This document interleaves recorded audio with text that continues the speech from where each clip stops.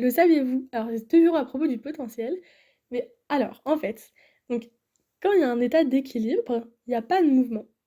Donc le potentiel sera le même à l'intérieur comme à l'extérieur. Et du coup, en fait, chez R, on a vu une formule qui était le potentiel de la cellule est égal au potentiel interne plus le potentiel de turgescence. Mais en fait, le potentiel de turgescence, il va plus exister là.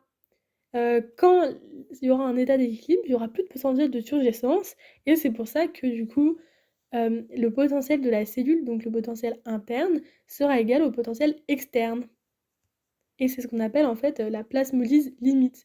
Donc la plasmolyse limite, c'est quand il n'y a pas d'échange d'eau, pas de pression contre la paroi, pas de turgescence. Et en fait, le truc intéressant, et c'est pour ça que j'explique ça depuis le début, juste pour pouvoir vous dire ça, c'est qu'en fait, la croissance sera impossible.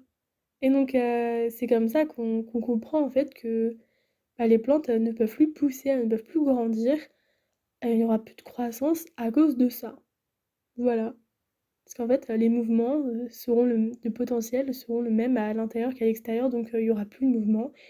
Et donc, pas d'échange d'eau, pas de pression, etc. Et c'est la paroi végétale en fait qui va permettre la croissance des végétaux en fait. La croissance de la cellule qui permet la croissance des végétaux. Bref, vous avez compris? J'espère que vous avez compris, hein. Bah du coup, voilà, c'était tout ce que j'avais à dire pour aujourd'hui. Et on parlera encore un tout petit peu des végétaux, encore quelques petits jours, et puis après on changera de sujet, hein. Ça fait quand même longtemps qu'on en parle, du coup bah, à demain pour une nouvelle vidéo.